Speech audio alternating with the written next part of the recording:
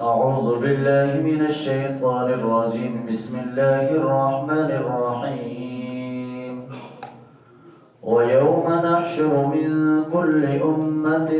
فوجا ممن يكذب بآياتنا فهم يوزعون حتى إذا جاءوا قال أكذبتم بآياتي ولم تحيطوا بها علما أم ماذا كنتم تعملون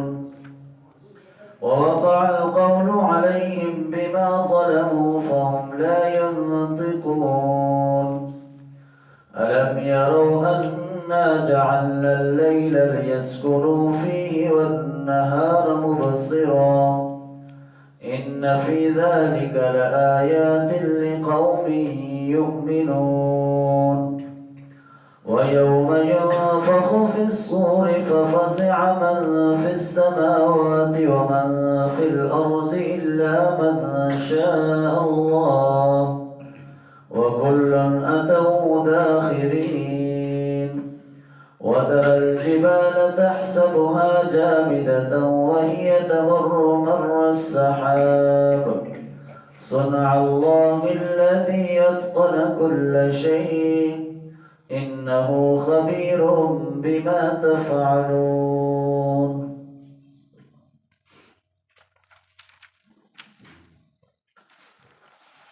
ان آیات کے اندر اللہ تعالیٰ نے ایک تو حشر کے حوالے سے اور آخرت کے کچھ مناظر جو ہے وہ ذکر کیے ہیں، اور جو لوگ دنیا کے اندر اللہ کی آیات کو، اللہ کے احکامات کو جھٹلاتے رہے ہیں، کل ان کے ساتھ کیا انجام ہوگا، ان چیزوں کا جو ہے وہ ذکر ہے۔ وَيَوْمَ نَحْشُرُ مِنْ كُلِّ أُمَّةٍ فَوْجًا، اور اس وقت کا تصور کرو کہ جب ہم ہر امت میں سے جب وہ ایک فوج اکٹھی کریں گے، مِمَّن يُكَذِّبُ بِآيَاتِنَا، ان لوگوں کی کہ جو ہماری آیات کو جھٹلایا کرتے تھے، فَهُمْ يُوزَعُونَ، اور پھر ان کی جو ہے وہ درجہ بندی کی جائے گی۔ یعنی اس سے مراد یہ ہے کہ جو قیامت کا جو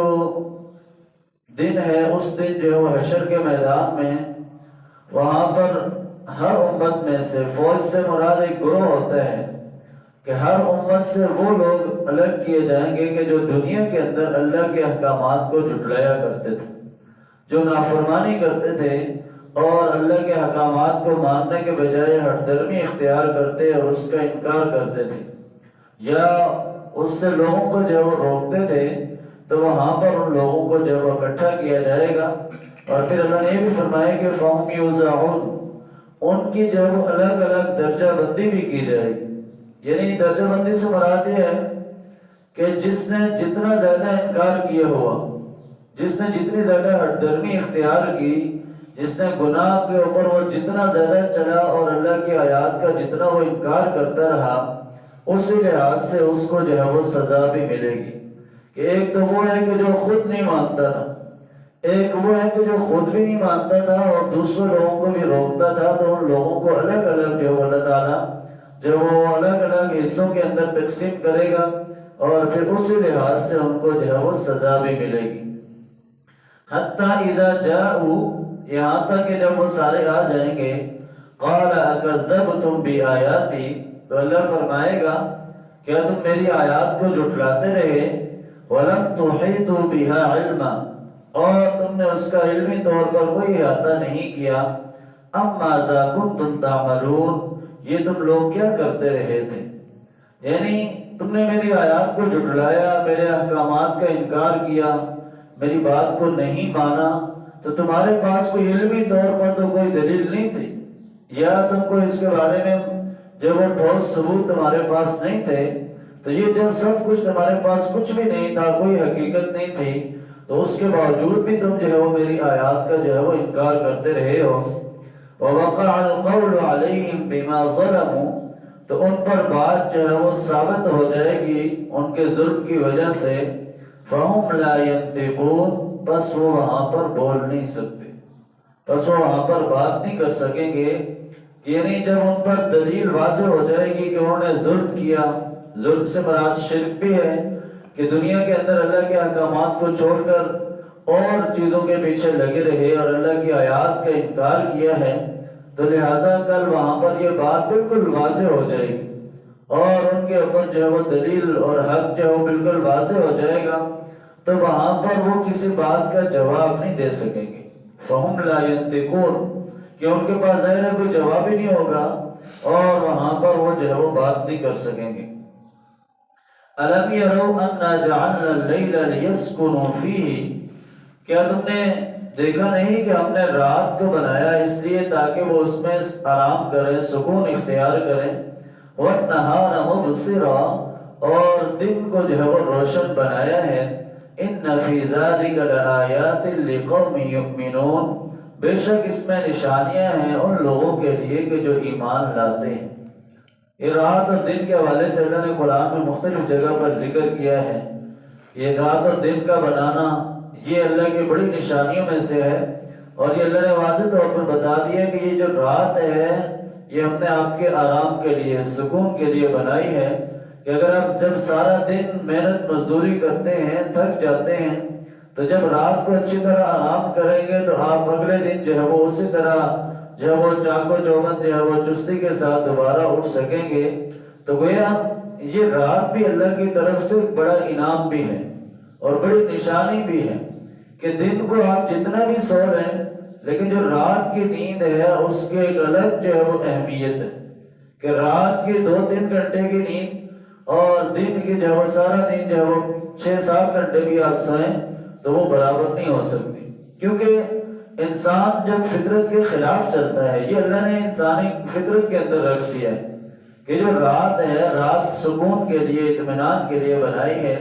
تو لہٰذا انسان کے لیے اس چیز کے اندر بھی نشانیاں ہیں کہ رات کو اللہ تعالیٰ نے اور دن کو جو ہے وہ بنایا ہے۔ وَيَوْمَ يُنْفَخُ فِي الصُّورِ، اور اس دن کو یاد کرو جس دن سور میں جب وہ پھونکا جائے گا، فَفَزِعَ مَنْ فِي السَّمَاوَاتِ وَمَنْ فِي الْأَرْضِ، تو ہر کوئی گھبرا اٹھے گا جو کچھ آسمانوں اور زمین میں ہے، إِلَّا مَنْ شَاءَ اللَّهُ، سوائے اس کے کہ جس کو اللہ بچانا چاہے۔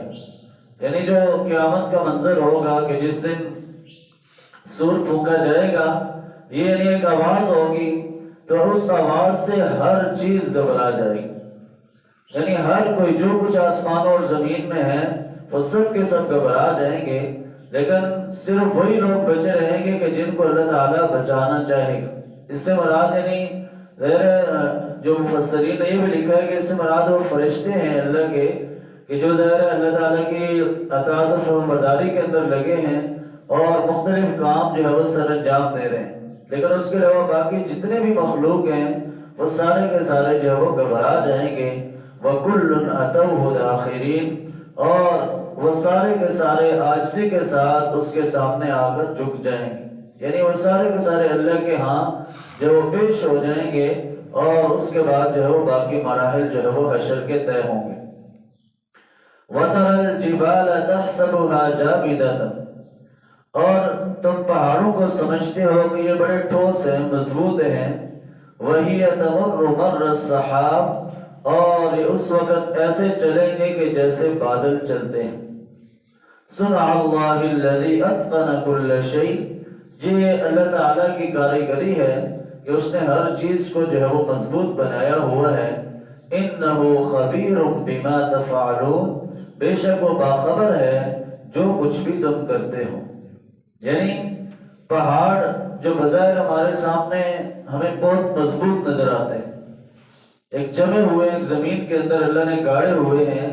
لیکن جب یہ قیامت کا منظر ہوگا تو یہ پہاڑ جیسے بادل چل رہے ہوتے ہیں، جیسے بادل جو ہے وہ دوڑ رہے ہوتے ہیں، ایسے جو ہے وہ قیامت کے منظر کے اندر جو ہے وہ اس طرح جو ہے وہ پہاڑ، جو ایک اور جگہ قرآن کے اندر اللہ نے فرمایا کہ جیسے روئی ہوگی، روئی کے گالوں کی طرح یہ پہاڑ بھی جو ہے وہ اڑ رہے ہوں گے۔ تو گویا انسان تصور کرے کہ اتنے بڑے بڑے پہاڑ اگر وہ روئی کی طرح اڑ رہے ہوں گے تو ہم یہ جو 5-6 فٹ کے لوگ ہیں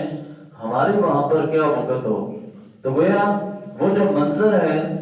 وہ ان لوگوں کو ہی وہی لوگ محفوظ رہ سکیں گے کہ جو دنیا کے اندر اللہ کے احکامات پر جو ہے وہ چلتے رہے۔ اس منظر سے قرآن مجید کے اندر یہ قیامت کا منظر، حشر کا، یہ سارا اللہ تعالیٰ نے کھول کھول کر بیان کیا ہے۔ لہٰذا اس وقت سے پہلے انسان جو تیاری کرے گا تو وہی جو ہے وہ اس سے محفوظ رہ سکے گا۔ اور یہ اللہ نے بتا دیا ہے کہ انہ خبیر بما تفعلون، کہ جو کچھ بھی تم کرتے ہو، جو بھی تم عمل کرتے ہو، اللہ ان ساری چیزوں سے باخبر ہے، وہ اللہ کے علم کے اندر ہیں، اللہ سے کوئی چیز بھی جو ہے تم چھپا نہیں سکتے ہیں۔ تو گویا ان آیات کے اندر جو ہمارے لیے پیغام ہے کہ یہ دنیا ایک نہ ایک دن ختم ہو جانی ہے اور یہ دنیا فانی ہے، لہٰذا عقل مند وہی شخص ہے کہ جو اگلی دنیا کے لیے، اگلے لمحے، اگلے زندگی کے لیے تیاری کرے، جو آخرت کے لیے فکر کرے، جس کے دل کے اندر اللہ کے احکامات کا عمل پر کرنے کا شوق اور اللہ کے عذاب سے بچنے کا یعنی خوف اس کے دل کے اندر ہوگا، تو حقیقی معنوں کے اندر یہی ہے کہ ہم اپنی ساری زندگی اللہ کے احکامات کے مطابق گزاریں گے تو تب جا کر یہ کامیابی ملے گی۔ اللہ تعالی ہمیں عمل کی توفیق